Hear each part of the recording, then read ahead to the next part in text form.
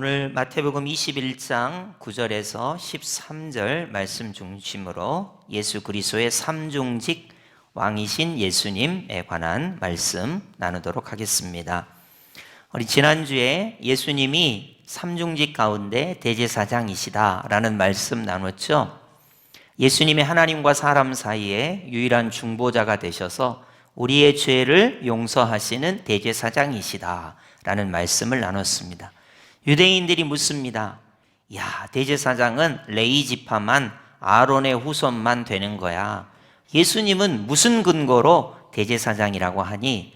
하나님께서 아들이신 예수님을 낳았도다. 하나님의 아들이신 대제사장 예수님, 그리고 멜기세덱의 반차를 따르시는 대제사장 예수님이 우리의 중보자, 우리의 죄를 용서해 주시는 대제사장이시다 라는 말씀을 지난주에 우리가 나눴고요. 오늘은 왕이신 예수님에 관한 말씀을 나누고자 합니다. 유대인들은 왕이신 예수님을 기다렸습니다.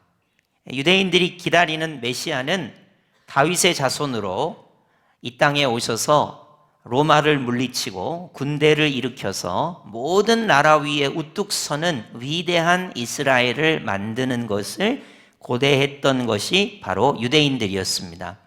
그래서 이스라엘은 예수님이 다윗의 후손으로 오시기를 바랬습니다. 왕으로 오시기를 바랬습니다. 그러면 유대인이 기다리는 왕으로 오시는 예수님과 우리가 말하는 왕이신 예수님과는 어떤 차이가 있는 걸까요? 먼저 한번 살펴보도록 하겠습니다. 우리 마태복음 21장 9절 제가 한번 봉독해 드리겠습니다. 호산나 다윗의 자손이여 찬송하리로다. 주의 이름으로 오시는 이여 가장 높은 곳에서 호산나 하더라. 호산나라는 말의 뜻은 이제 우리를 구원하소서라는 뜻입니다. 이 유대인들이 예수님을 맞이할 때 종려나무 가지를 흔들면서 어린 나귀 새끼를 타고 입성하시는 예수님을 환영하면서 호산나 이제 우리를 구원하소서, 다윗의 자손이여 이렇게 불렀습니다. 다윗이 왕이죠. 다윗의 자손으로 왕으로 오셔서 정치적으로 유대인들을, 이스라엘을 독립시켜 주시고 전 세계에서 우뚝 솟는 나라가 되게 해 주십시오 라고 예수님을 맞이한 것입니다. 예수님을 왕으로 맞이하긴 했는데 정치적인 왕으로 맞이하기를 원했다는 것입니다. 여기서 우리가 오해하시면 안 되는 게, 예수님은 만왕의 왕이요 만주의 주가 되시는데 정치적인 왕으로 맞이하는 것과 우리가 성경적으로 속죄 사역을 근거로 왕으로 맞이하는 것과는 차이가 있습니다. 여러분, 이 말을 잘 구별하셔야 됩니다. 예수님이 우리의 왕이세요. 정치적으로 왕입니다. 우리 민족의 왕입니다. 이 개념의 왕이 아닙니다. 예수님은 속죄 사역을 통하여 우리의 왕이 되시는 거예요.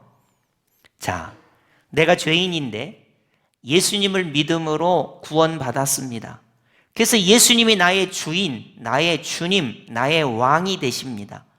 이것은 예수님의 속죄 사역을 통한 왕이에요. 정치적인 왕이 아닙니다. 예를 들어 유대인이 생각하는 다윗이 위대한 왕, 다윗처럼 위대한 왕이 돼서 정치적으로 이스라엘을 독립시키는 왕, 이 개념과 십자가의 속죄 사역을 통해서 나 같은 죄인을 살리신 예수님은 나를 통치하시고 나를 다스리시는 만왕의 왕입니다 와는 다른 개념입니다. 그렇기 때문에 여기서 정치적인 왕이 아닌 속죄 사역을 통해서 예수님이 나의 왕이십니다, 나를 통치하십니다, 나를 다스리십니다 라는 고백이 우리에게 필요하다는 것입니다. 그래서 호산나 다윗의 자손이여, 예수님을 왕으로 부르고 있습니다마는 정치적인 왕에서 그쳐서는 안 되고, 우리 기독교인들은 루이스 볼코프가 말한 것처럼 예수님이 나의 왕이십니다 라고 고백할 때 속죄 사역을 통한 나의 왕, 이 개념을 반드시 가지셔야 합니다. 왜 우리는 예수님께 경배하고 엎드려야 하고 순종해야 합니까? 예수님이 나를 구원해 주셨기 때문입니다. 십자가에 죽으셨기 때문입니다. 나를 통치하시고 다스리시는 근거가 예수님의 십자가와 부활의 사역에 있기 때문입니다. 그래서 우리가 예수님이 나의 왕이십니다, 내가 그분을 경배합니다, 그분께 순종합니다 라고 할 때 속죄의 사역을 빼놓고 예수님을 왕이라고 하시면 안 돼요. 여러분, 이제 우리가 예수님께 순종하고 예수님께 엎드려 경배할 때 그분이 나를 위하여 고난을 당하시고, 그분이 나를 위하여 십자가에 보배 피를 흘려주시고, 그분이 나를 위하여 부활해 주시고, 그분이 하나님 보좌 우편에 좌정하시고 나를 다시 데리러 오시는 속죄 사역에 근거하여 예수 그리스도가 나의 왕이심을 고백해야 합니다. 또 하나, 예수님이 나의 왕이신데 그의 통치는 장소의 개념보다는 다스림의 개념, 통치의 개념이어야 한다는 것을 여러분이 기억하시면 좋겠습니다. 자, 천국은 어디입니까?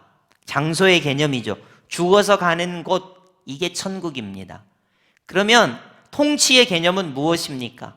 예수님이 나를 통치하시는 곳이 천국이라는 거예요. 그래서 예수님이 나의 왕이십니다를 여러분이 고백할 때 장소의 개념 말고 통치의 개념을 가지셔야 합니다. 예수님이 나의 왕이세요. 내 마음에 계셔요. 나를 다스려 주세요. 그럼 내 마음이 천국이 되는 거예요. 장소의 개념은 죽어서 가는 곳이잖아요. 그럼 죽어서만 갈 수 있는 것이잖아요. 예수님이 나의 왕이시라고 할 때 통치의 개념을 가지면 예수님이 내 마음에 계셔서 나를 다스려 주시면 내 마음이 천국이 되는 거예요. 예수님이 오셔서 우리 가정을 다스려 주시면 우리 가정이 하나님 나라 천국이 되는 거예요. 여러분, 여기 우리 예수님이 오셔서 우리를 다스리시고 통치해 주시면 우리 교회가 천국 하나님 나라가 되는 거예요. 근데 한국 사람들은 꼭 천국, 죽어서 가는 곳, 장소로 생각하니까 이것이 장소의 개념은 되게 미흡합니다. 좁습니다. 장소의 개념이 아니라 통치의 개념으로 예수님이 나를 다스리시고 나의 왕이십니다, 이렇게 고백하는 게 필요하다는 것입니다. 또 하나는 예수님이 나의 왕이시다고 할 때 현재의 개념과 미래의 개념이 복합적으로 이루어져야 됩니다. 자, 예수님이 나의 왕이세요. 죽어서 천국에 가서만 나를 다스리는 게 아니라 지금 나의 왕이세요. 지금 현재 나의 왕이세요. 그리고 미래에 내가 예수님의 얼굴을 보고 예수님의 통치를 확인하게 될 것입니다. 그래서 예수님이 왕이십니다 라고 할 때 속죄 사역의 개념, 그리고 장소의 개념보다는 통치의 개념, 현재와 미래의 개념을 가지시고 예수님이 나의 왕이십니다 고백해야 하고요. 그리고 이제 벌코프가 하나 더 이야기했는데 뭐냐면 교회와 연관해서 예수님이 나의 왕이십니다 고백해야 한다는 거예요. 자, 예수님은 교회의 머리가 되시죠. 교회는 그의 몸이죠. 예수님이 통치하시고 다스리신단 말이에요. 교회와 관련해서 예수님이 나의 왕이십니다 고백해야 된다고 루이스 벌코프는 말하고 있습니다. 그래서 유대인들이 호산나 다윗의 자손이여 이제 나를 구원하소서라고 할 때 정치적인 왕이었어요. 속죄를 빼놓고 유대인들은 예수님의 십자가를 믿지 않습니다. 그러나 우리는 예수님의 십자가를 믿습니다. 속죄 사역을 통해서 예수님이 나의 왕이신 거예요.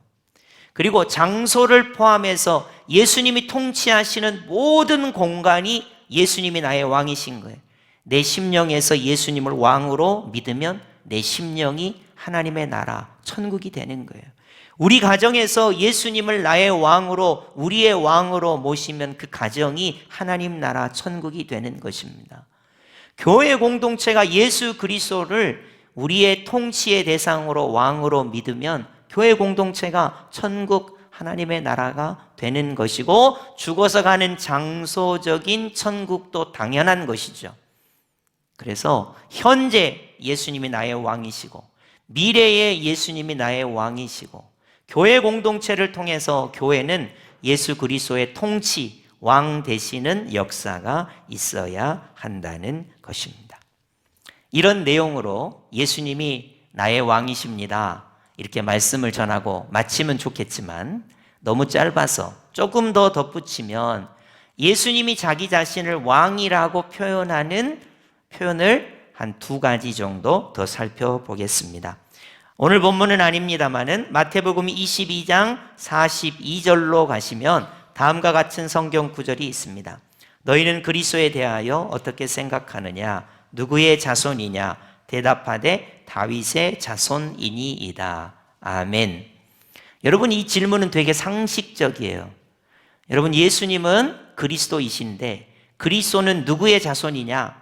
아브라함의 자손입니다. 다윗의 자손입니다. 이게 당연한 얘기예요. 근데 예수님은 이것을 뒤집어서 예수님이 다윗의 자손이기도 하지만 하나님이시기 때문에 먼저 존재하셨다는 거예요. 자, 설명을 한번 드릴 테니까 여러분의 상상력을 발휘해서 들으시기 바랍니다. 자, 예수님은 기원전 0년 BC와 AD 0년에 이 땅에 오셨다고 알려져 있습니다. 그리고 예수님이 십자가에 죽으시는 것은 33년이니까 AD 33년에 돌아가신 것으로 알려져 있습니다. 자, 예수님이 역사 속으로 들어오셨어요. 시간과 공간 속으로 들어오셨습니다. 그래서 사람들이 예수님을 알게 됐어요. 그러면 예수님이 성육신 하시기 전에는 어떤 모습이었냐는 거예요. 성육신 하셔서 속죄 사역을 통해서 왕으로 인정받으셨는데 과연 성육신 하시기 이전에는 왕이 아니냔 말이에요. 여러분 생각해 본 적이 없죠? 자, 제 주먹을 한번 잘 보십시오. 이게 0년이에요. 0년. 예수님이 이 땅에 오신 0년. 우리가 엊그저께 성탄절 예배 드렸던 그 0년입니다. 0년 이전에는 예수님이 존재하지 않으셨나요? 존재하셨잖아요. 0년 이전에 예수님은 존재하셨어요. 그 예수님이 삼위일체 하나님으로 왕으로 존재하셨다. 이걸 예수님께서 하신 말씀이 오늘 우리가 방금 전에 본 본문입니다. 자, 마태복음 22장 44절. 여러분 중요하니까요. 우리 합독해 보겠습니다. 시작. 주께서 내 주께 이르시되 내가 내 원수를 내 발 아래에 둘 때까지 내 우편에 앉아 있으라 하셨도다. 아멘. 여러분, 이거 제가 굉장히 중요하게 생각하는 성경 구절 중에 하나인데요. 예수님의 선제성, 예수님의 영원성, 예수님의 왕 되심을 가장 잘 나타내는 성경 구절입니다. 거기다가 여러분 쓰세요. 시편 110편 1절, 시편 110편 1절입니다. 이게 왜 중요하냐? 예수님이 다윗 이전에 계셨냐? 예수님이 아브라함 이전에 계셨냐? 예수님이 영원 전부터 계셨냐? 이거를 증명하는 성경 구절입니다. 자, 여러분, 다윗은 기원전 1000년 사람입니다. 그러면 예수님은 0년의 사람이에요. 그럼 1000년 전에, 다윗 전에 예수님이 계셨냐 하는 거예요. 여러분, 제가 만약 여러분에게 제가 이제 50대 초중반이거든요. 근데 제가 100년 전에 있었다 그러면 여러분 코웃음 치겠죠. 제가 200년 전에도 존재했다 그러면 여러분 어떠시겠어요? 박 목사가 미쳐도 단단히 미쳤구나. 영원 전부터 제가 있다고 그러면 저는 뭐 완전히 미친 사람이죠. 예수님께서 말씀하실 때 다윗이 예수님을 주님이라고 불렀다는 거예요. 자, 확인해 보겠습니다. 44절 제가 해석할 테니까 잘 들으시고 잘 이해하시고 믿으시기 바랍니다. 주께서, 성부 하나님께서 내 주께, 이게 다윗이 한 말이니까 내는, 나의 아이는 다윗이에요. 다윗의 주님께, 다윗의 주님이 예수님이라는 거예요. 다윗의 그리스도께 성부 하나님께서 다윗의 주님이신 예수님께 이르시되 내가, 하나님이 내 원수를, 다윗의 주님이신 예수님의 원수를 내 발 아래에 둘 때까지 내 우편에, 하나님의 우편에 앉아 있으라 라고 하셨다는 거예요. 그러니까 우리 예수님이 이 땅에 성육신 하시기 이전에 예수님의 위치는 어디냐? 하나님 보좌 우편에서 통치하시는 왕으로서의 위치라는 거예요. 자, 다시 주목을 보세요. 예수님이 이 땅에 오신 성탄절 영년이라고 합시다. 그 이전에 예수님의 모습은 속죄 사역이 이루어지기 이전부터 하나님 보좌 우편에 앉아 계신 왕이신 예수님이라는 거예요. 그러니까 속죄 사역을 통해서 우리 예수님이 왕이십니다 이렇게 고백하지만, 역사적으로, 시간적으로, 공간적으로 그렇게 고백하지만, 역사 이전에, 시간과 공간 이전에 들어오시기 이전에 예수님은 하나님 보좌 우편의 좌정에 계신 예수님이시라는 거예요. 예수님은 원래부터 만왕의 왕이시라는 거예요. 그래서 다윗이 예수님을 자신의 주님이라고 불렀고, 그래서 예수님께서 이 성경 구절 시편 110편 1절을 근거로 그리스도가 다윗의 후손이냐? 당연히 역사와 시간 속에서는 다윗의 후손이 맞죠. 그러나 다윗이 예수님을 나의 주님이라고 불렀으니 어떻게 예수님이, 그리스도가 다윗의 후손이 될 수 있겠느냐? 예수님은 영원하신 왕이신 예수님, 하나님 보좌 우편에 좌정에 계신 예수님이라는 거예요. 자, 제 주목을 다시 잘 보십시오. 영년 예수님이 성육신 하셨어요. 예수님이 이전에 하나님 보좌 우편에 좌정에 계신 예수님이죠.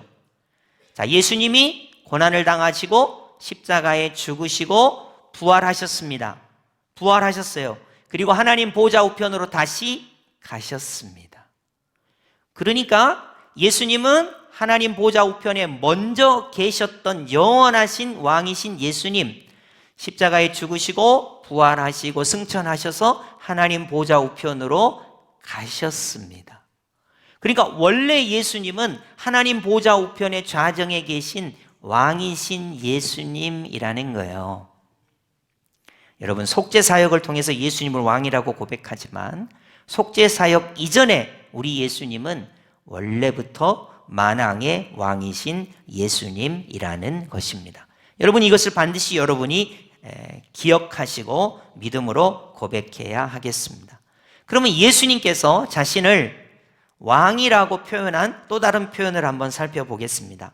마태복음 26장 64절, 마태복음 26장 64절입니다.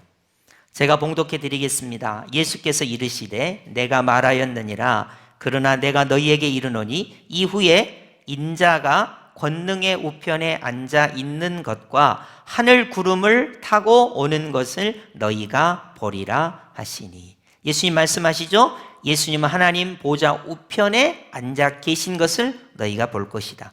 그리고 구름을 타고 이 땅을 심판하러 오시는 재림주 왕으로서의 예수님을 보게 될 것이다 라는 거예요.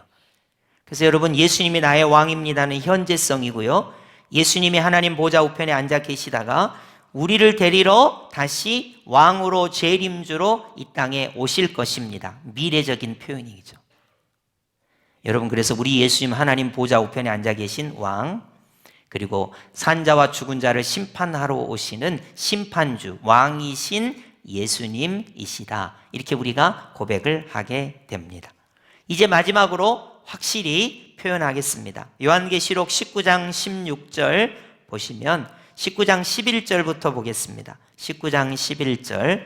또 내가 하늘이 열린 것을 보니 보라, 백마와 그것을 탄 자가 있으니 그 이름은 충신과 진실이라. 그가 공의로 심판하며 싸우더라. 아멘. 여러분, 요한계시록에 가면 백마를 타신 예수님이 전투하시는 장면이 나와요. 여러분, 백마를 타고 교회와 성도와 함께 영적 전투를 하시는 분은 예수님 한 분뿐이에요. 근데 수많은 사람들이 이 예수님의 모습에 착안해가지고 자기가 백마를 타고 진두지휘한다, 이런 사람들이 많아요. 김일성도 백마를 타고 사진을 찍었습니다. 그래서 북한 주민이여 백마를 탄 나를 따르라. 김정일도 김정은도 백마를 타고 인민을 이끈다고 합니다. 이 예수님을 흉내낸 거예요. 우리나라의 수많은 이단들도 교주들이 전부 이상하게 백마를 타고 그 집단을 이끌어요. 여러분, 이게 얼마나 제가 강조하고 싶은 내용이냐면, 백마를 타고 교회와 성도를 이끌고 전투에서 승리케 하시는 분은 왕이신 예수님 한 분뿐이에요. 그 외에 어떤 사람도, 물론 백마를 타고 흉내를 낼 수 있지만 그건 전부 이단이고 예수님을 흉내내는 것이지 절대로 그런 일이 있을 수 없습니다. 예수님만이 교회와 성도를 이끌고 백마를 타고 전투에서 승리케 하시는 분이에요. 그래서 그분의 이름이 기록이 되어 있습니다. 요한계시록 19장 16절 제가 봉독하겠습니다. 그 옷과 그 다리에 이름을 쓴 것이 있으니, 이제 예수님의 이름이 확실히 드러납니다.